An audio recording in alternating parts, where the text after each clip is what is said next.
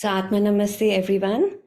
A very, very warm welcome to this final session, a very special session, part 5 of the Wisdom of Impermanence. And so, continuing, in all wisdom traditions, especially in the Buddhist practice, one is urged to consider how to live well by reflecting on one's own death. And one of the ways in which a Zen master might choose to die is to write a death poem shortly before their death. So I'm going to start this session by reading some poems from certain great Zen masters. So Isa wrote, "From one basin to another, stuff and nonsense," and then died. Master Hoseki wrote, "This must be my birthday there in paradise." And then Zen Master Kiba, he wrote, "My old body, a drop of dew, ground heavy at the leaf tip. Empty-handed, I entered the world. Barefoot, I leave it. My coming, my going, two simple happenings that got entangled. Till now I thought death befell the untalented alone.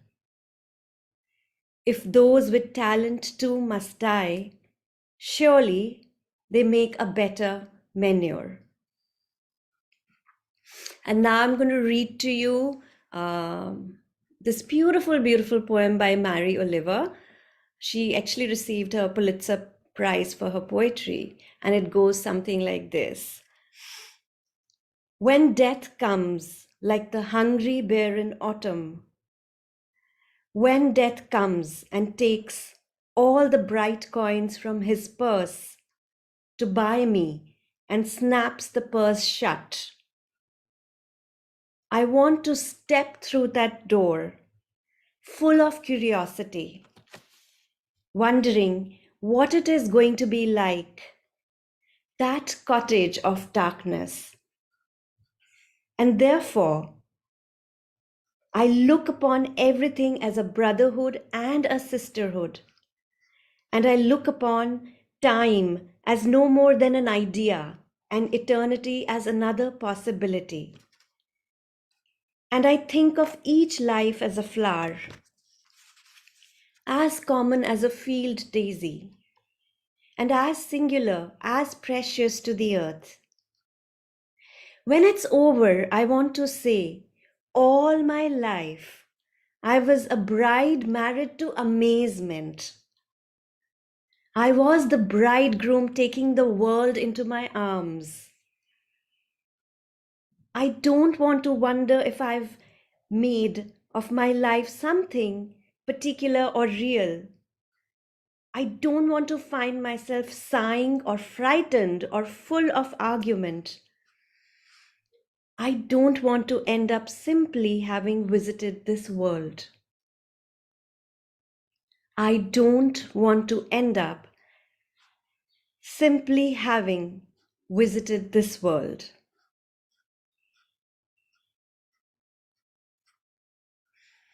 So I have a simple question for you. What practice will you do when you face death or any great difficulty or challenge in your life? Will you do loving kindness or follow your breathing or say, "Oh my God," in some tone? So right here, right now, I want you to just close your eyes. You don't have to change your posture wherever you may be. Just be aware of what there is within you.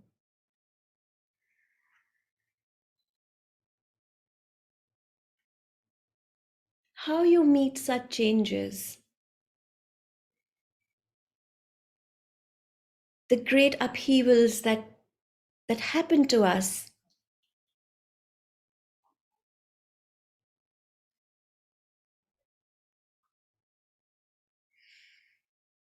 And how would you like to meet the change of death when it comes? Or the great difficulties around you in those moments? Dalai Lama says, I tend to think of death as being like changing your clothes rather than as some final end.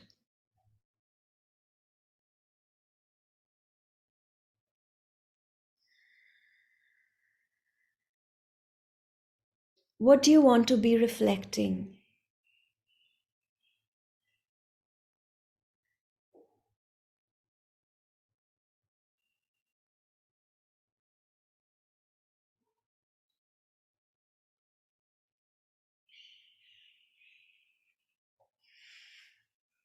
You may open your eyes.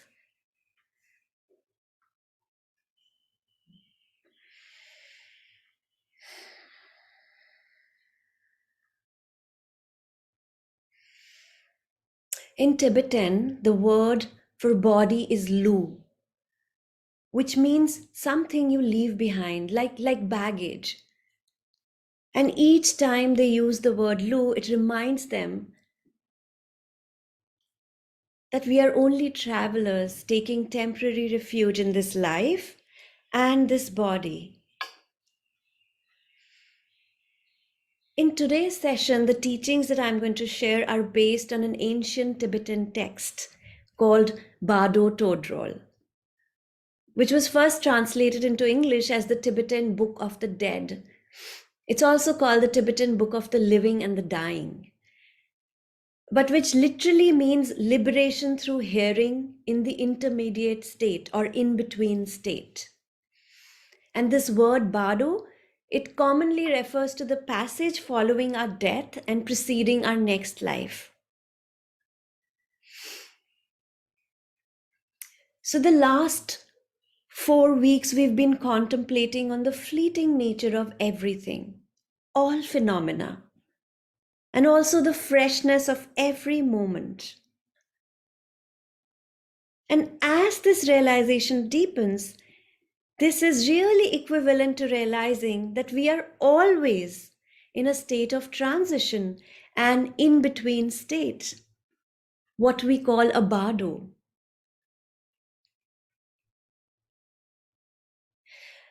Now, Buddha had advised his students not to buy into everything he said. He had said, don't just take my word for it. Examine my teachings the way a goldsmith examines gold. For example, if I were to say that there is a teaching which says that focusing too much on our own self interest brings us pain and anxiety, and that if we extend our love and care towards others, even strangers or those who cause us trouble, brings us joy and peace.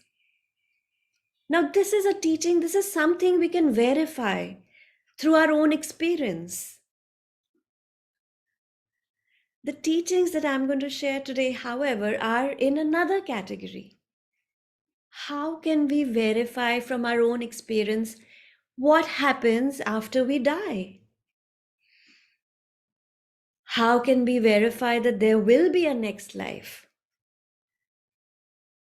So, how is it possible to examine such teachings the way a goldsmith examines gold? So, the intention really is not to convince you to buy into the Tibetan worldview or to see it as the definite truth about what happens after you die, but whether or not we believe in the Tibetan worldview. If we get to the essence of the Bardo teachings, they can benefit us not only after we die, but this year, this day, this moment. And for me, the most fundamental message of the Bardo teachings is how we live is how we die. How we deal with smaller changes now is a sign of how we will deal with bigger changes later. How we relate to things falling apart right now foreshadows how we will relate to things falling apart when we die. So, Bardo Todrol, it describes the various experiences the dead person will go through. And it actually serves as a guide to help navigate what is thought to be a very disorienting journey from this life to the next life. And the teaching also says that hearing the Bardo Todrol will optimize one's chances for a peaceful death, a peaceful journey, and also a favorable rebirth. So, coming back to this word Bardo, a very broad translation of the word is simply transition or gap. And the journey that takes place after our death is one such transition. But when we examine our experience closely, we will find that we are always in transition. During every moment of our lives, something is ending and something else is beginning. Right or not? And this is not an esoteric concept. When we pay attention to it, it is our experience. So, Bardo Todrol, this book, it lists 6 bardos. Number 1, the natural bardo of life, of this life, the present incarnation. The bardo of dreaming. Number 3, the bardo of meditation. Number 4, the bardo of dying. Number 5, the bardo of dharmata. And number 6, the bardo of becoming. Right now, we are in the natural bardo of this life. And as we come to understand how this life is a bardo, a state of continual change, we'll be ready to face any other bardos that may arise, however unfamiliar. The bardo of dying begins when we realize we are going to die and lasts until our final breath. And then this is followed by the bardo of dharmata, which means the true nature of phenomenon. And then finally, there's the bardo of becoming, during which we make the transition to our next life. So I'm going to try to present these teachings to you in a way that are meaningful and helpful, whatever your beliefs. And at the same time, as my teacher always says, I would like to encourage you to lean your openness toward the less familiar aspects of these teachings.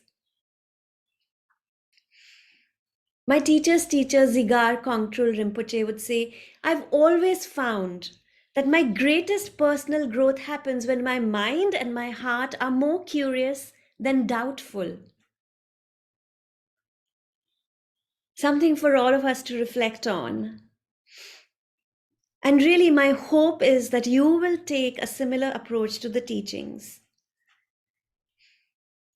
So, if we can learn to navigate the continuous flow of transitions in our present life, hopefully, we will be prepared for our death and whatever may follow, no matter what worldview we subscribe to. I read somewhere life has its own natural choreography. So, as we start tapping into this natural choreography and experimenting with letting it do its thing, you will find again. And this is something you can verify from your first hand experience. You will find that most of the time, when you just leave it alone, what that choreography comes up with is so much more inspired, creative, and interesting than anything our mind could come up with. And another thing I've learned from experience, as you apply these Bardo teachings, you will notice that it will remove much of the fear and anxiety about death, if you have any. But just as importantly, it will make you feel more alive, open, and courageous in your day to day experience of life.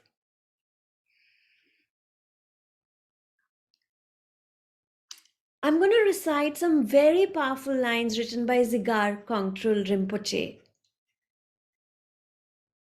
When the appearances of this life dissolve, may I, with ease and great happiness, let go of all attachments to this life as a son or daughter returning home. This image of the child returning home in a state of ease and great happiness is extremely powerful. These lines refer to the process of dying, the period between when we know we are going and our last breath. So I'm digressing here a bit, but this is also a prayer, a very powerful prayer that you can share and teach to people to recite at the end of their lives. This is a prayer that Tibetan monks and nuns say over and over as they are dying. These 4 lines that I just recited. So, what does it mean for the appearance of this life to dissolve? And how can that become an experience of joy and peace? So, in the Tibetan worldview, our bodies are made of 5 elements: earth, water, fire, air, and space. Now, the earth element is everything solid in the body: our bones, our muscles, our teeth, and so on. The water element is the various fluids, the blood, the lymph, the saliva. And the fire element is our bodies, warmth. The air element is our breath. The space element is the cavities within our body, all the open spaces. There is also a 6th non-physical element that comes into play: consciousness. And according to the Tibetan Book of the Living and the Dying, during the dying process, these elements dissolve into one another, from the grossest to the subtlest. And the progression that is described in the book is somewhat like this. First, the earth element dissolves into the water element, and the dying person feels heavy. Sometimes they say, I feel like I'm sinking. Can you lift me up? And at the same time, their eyesight starts to get weaker. Next, the water element dissolves into the fire element. The liquids start drying up, and the dying person feels very thirsty and will often ask for something to drink. Cannot retain their fluids. Even the hearing starts to go. Then the fire element dissolves into the air element, and we feel cold. No matter how high the heat is turned up, no matter how many blankets we have on, we just can't get warm. The next stage is when the air element dissolves into consciousness, and it gets harder and harder to breathe. Our out breaths get longer and our in breaths get shorter. There are big gaps between breaths. Finally, after a few long out breaths, our breathing comes to an end. As Trungpa Rinpoche says, you breathe out and keep going. No more in breath. At this point, all ordinary sense perceptions have ceased. All thoughts, emotions, and habitual patterns have ceased as well. And everything we considered me is gone. The appearances of this life have dissolved. And we have returned to the natural simplicity of our true nature. Now, at this state, according to Western medicine, the person is dead. Life is over. But in the Buddhist teaching, it is said that an internal process known as the inner dissolution continues. And in this final dissolution of our lifetime, excuse me,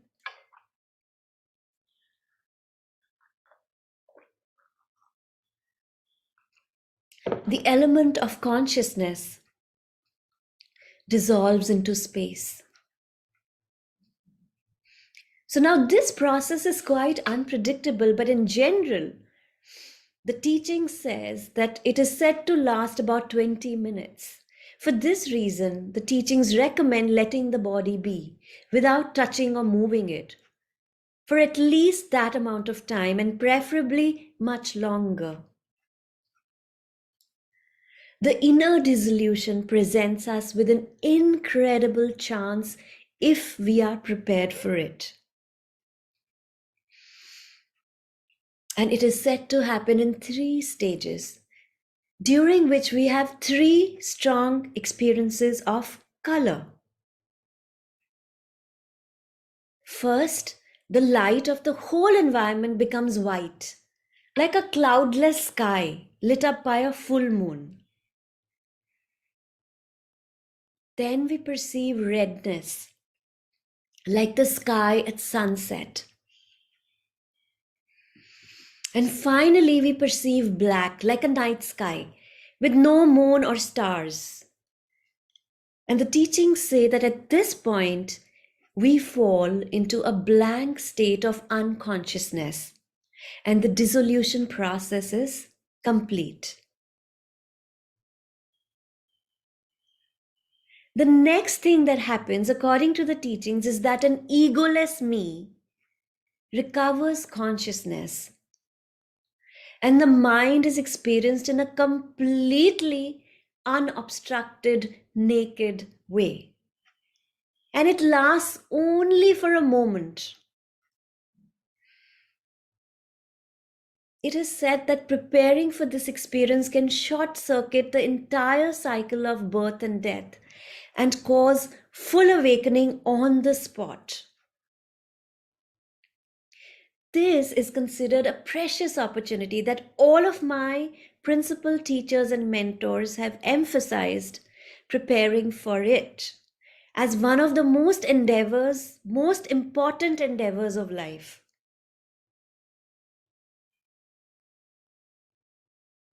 So traditionally, this universal awakened mind is compared to the sky. Now, from our perspective on the ground, the sky appears clear on some days but is obscured on others. But no matter how clouded over and dark it is, if we go up in an aeroplane, we see that the vast blue sky is and always has been right there, all day, every day. But for many of us, when it comes to the sky-like mind, the weather seems predominantly cloudy. So instead of being awake to the vibrancy of this phenomenal world and its continuous flow of birth and death, we live in a version of reality where we often feel completely distracted and lost in thought. So we're not in tune with the fact that everything from our environment to our loved ones to our very bodies changes instant by instant. We don't see how our emotions and storylines that we keep playing in a loop, They have no real substance to them. They are ephemeral as mist. But these thoughts and emotions feel so solid to us, and they can completely obscure this open clarity of our mind.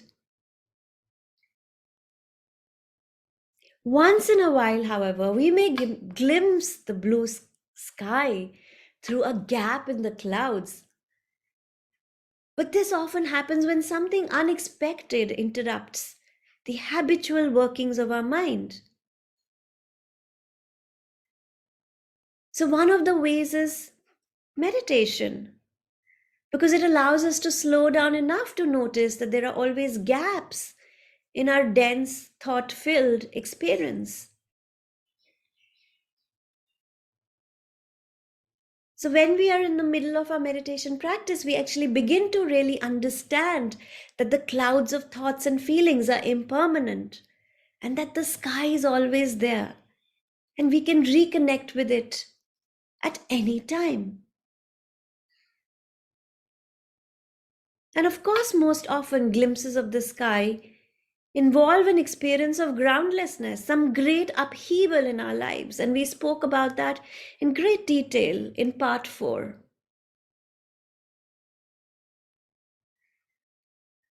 According to the Bardo teachings, the process of dissolution during dying can be seen as a process of clouds thinning out and parting.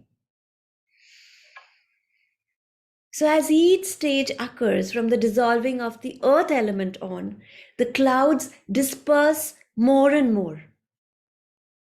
Everything falls apart, our body, our sense perceptions, our emotions, our thinking process.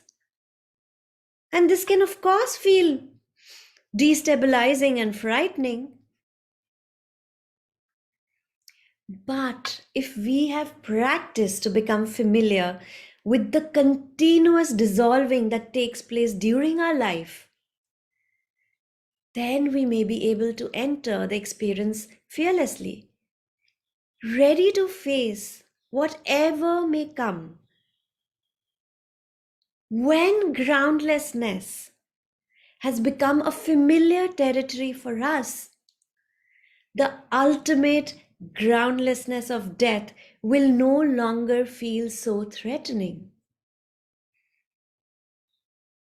We may then experience the end of this life as a falling apart into awake fullness. And Pema Chodron says, right here, we have this opportunity to recognize that vast sky like awareness as our own innate nature, and then just let go and relax into that state like a child returning home. It's like surrendering our life and whatever changes might happen in our life to the divine, to the universe.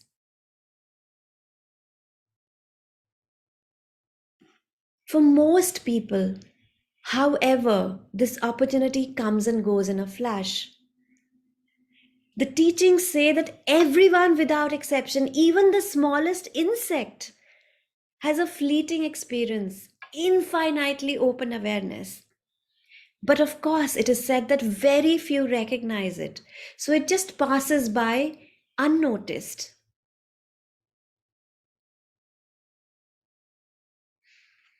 And for those of you who would like to read and know more about someone who was actually prepared through study and practice to recognize and experience the dissolution process during a near death experience, you may want to read this book. And the title of this book is In Love with the World: A Monk's Journey Through the Bardos of Living and Dying.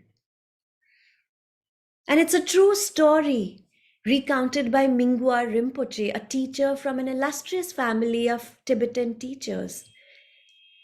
Mingyur Rinpoche was the abbot of a monastery in Bodh Gaya.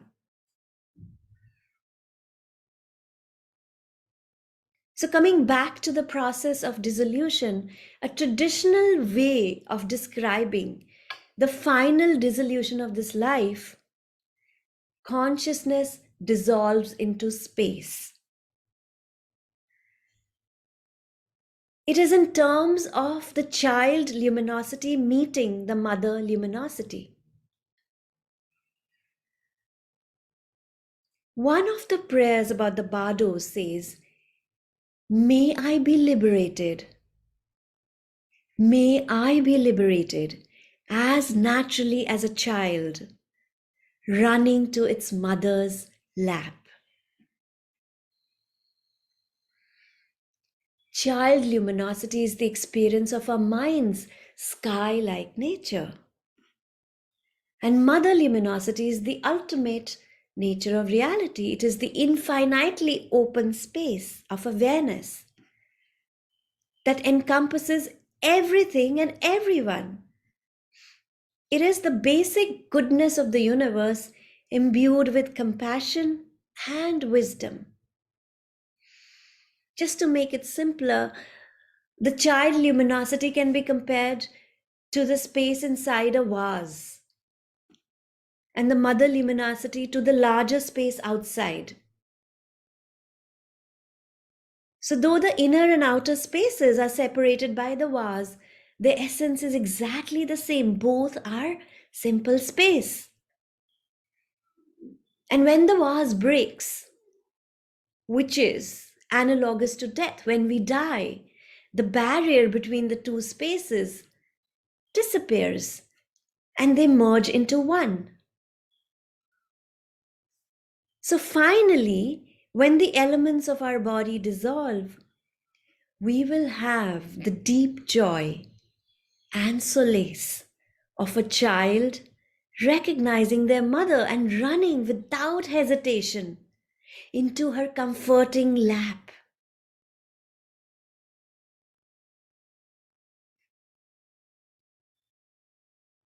Fascinating, isn't it?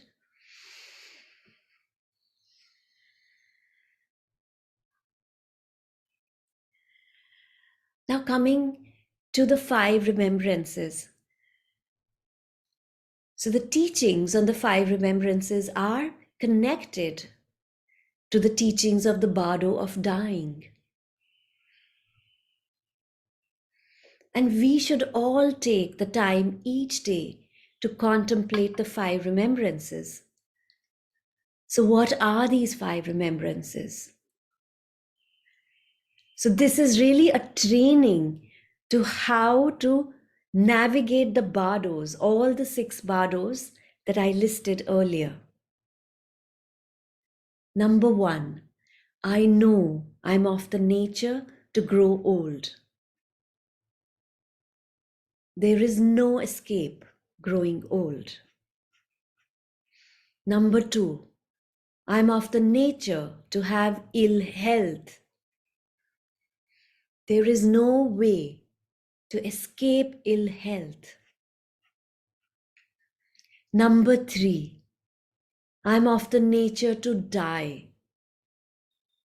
There is no way to escape death. Number four, all that is dear to me and everyone I love is of the nature to change. There is no way to escape being separated from them. Number five, I inherit the results of my actions of body, speech, and mind. My actions are my continuation. You could write them down, stick it next to your bathroom mirror, take it on the kitchen counter, put it on your desk. Let these five truths soak into your skin. You have always known them because they've always been true. So remember these every day. It's like a constant reminder to yourself. As poet Isa wrote, this dewdrop world is but a dewdrop world. And yet.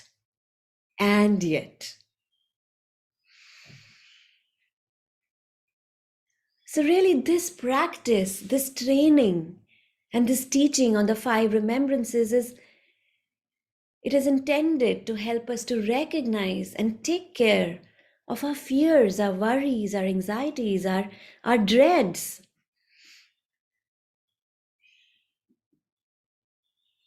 So I want you to close your eyes, sit comfortably, just relax your shoulders, your spine straight in an upright position.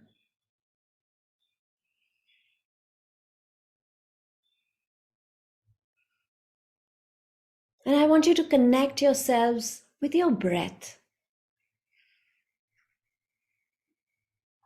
And just breathe mindfully in and out, deeply and slowly.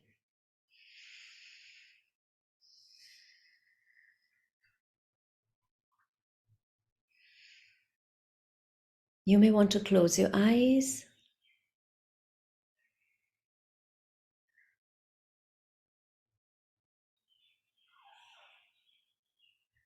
Just breathing in and out deeply and slowly, and establishing yourselves with stability and grandeur as we contemplate on these five remembrances.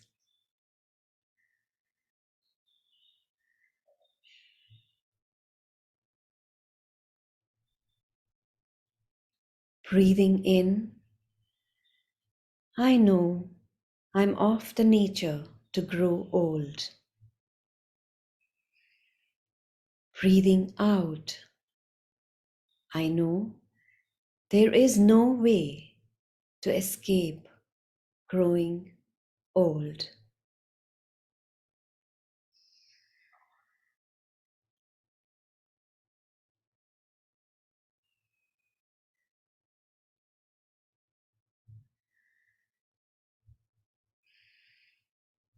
Breathing in, I know I'm of the nature to have ill health. Breathing out, I know there is no way to escape ill health.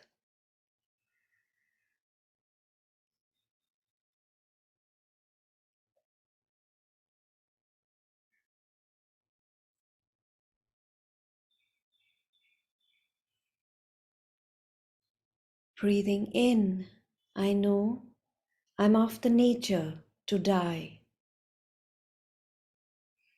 Breathing out, I know that there is no way to escape death.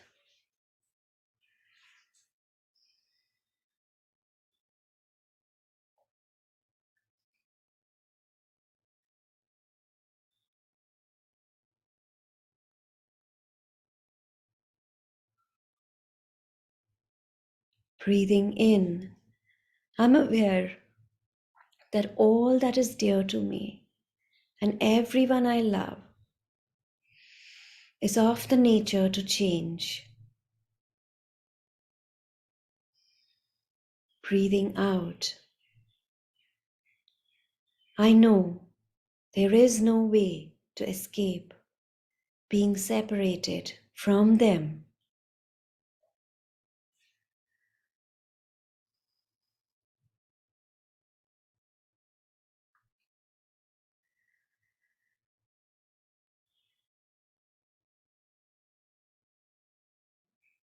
Breathing in, I know I inherit the results of my actions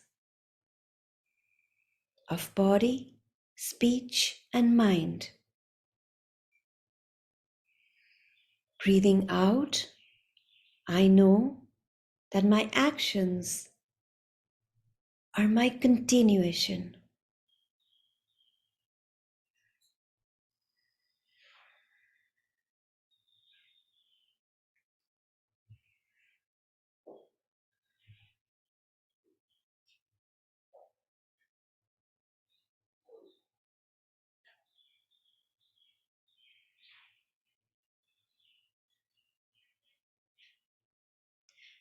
I'm of the nature to grow old.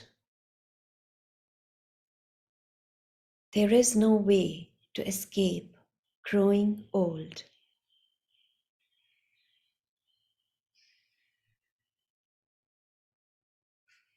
May I allow my life to flow. May I start tapping into the natural choreography of life and letting it do its things rather than resisting. And may I recognize and treasure the many abilities of my body, many energies in my body today.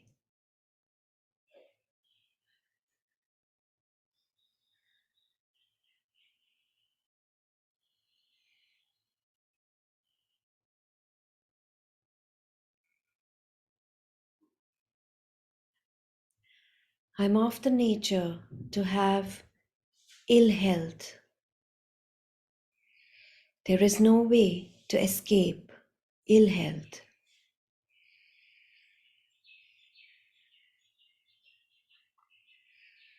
May I learn to look at myself with eyes of understanding and love. May I learn to offer tender care to myself when I am sick in body or in mind.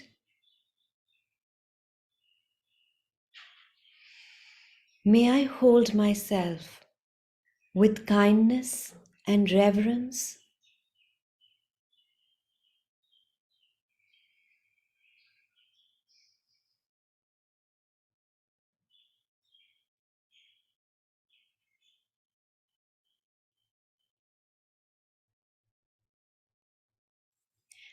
I am of the nature to die.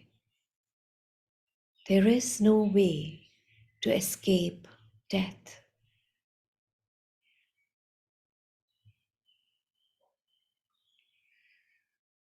May I take good care of this moment so that future moments of letting go and transition have as much ease and peace as possible.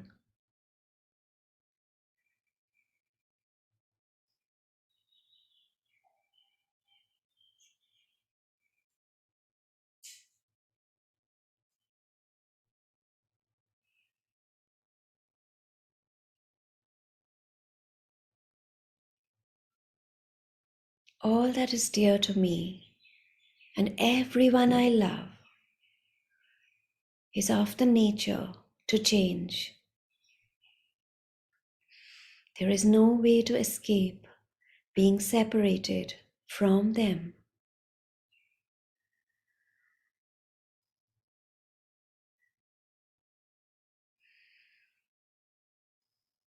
May I practice being present and aware in order to treasure the many gifts that are here, surrounding me each and every day. May I be there for all that is dear to me and appreciate each other while we are together. However fleeting our time may be.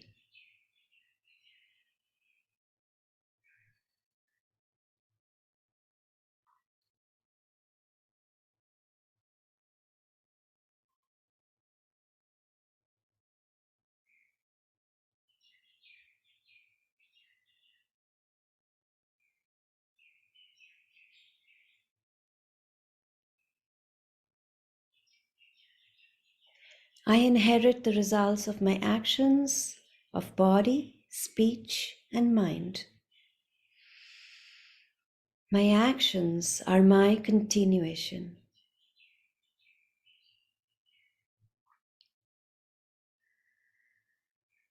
May I know how to nourish the seeds of joy and happiness in myself every day. May I be able to live fresh, solid, and free. May I be free from attachment and aversion and delusion.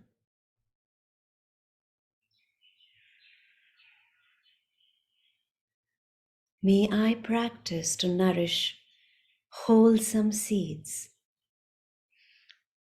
to care for my many sufferings, so that the actions of my body, of my speech, the actions of my mind may be wholesome, may be of good service to myself and others.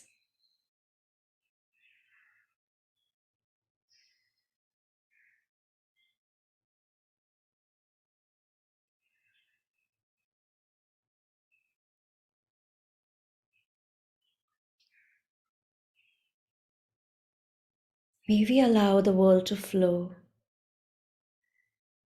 May we allow our lives to flow and change. May we learn to deal with life's changes and life's challenges and difficulties with cheerfulness,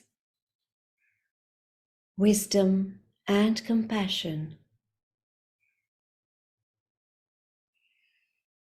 May we learn how to let go with grace and ease.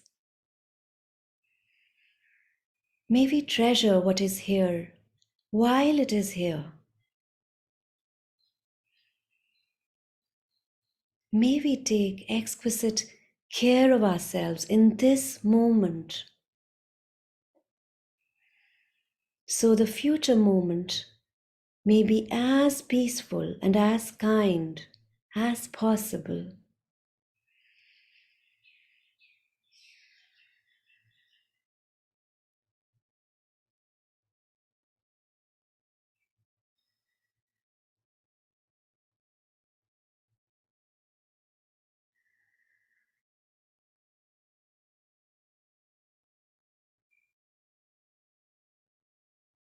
May you all be safe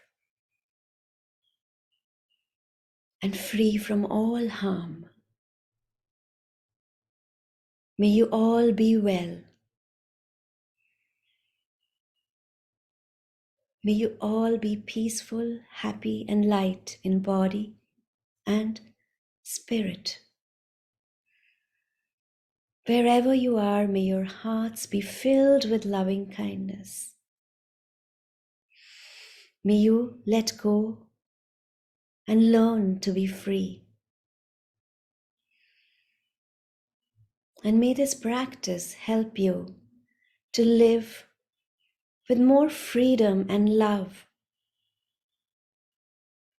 and move through each day with so much more presence, ease, and equanimity.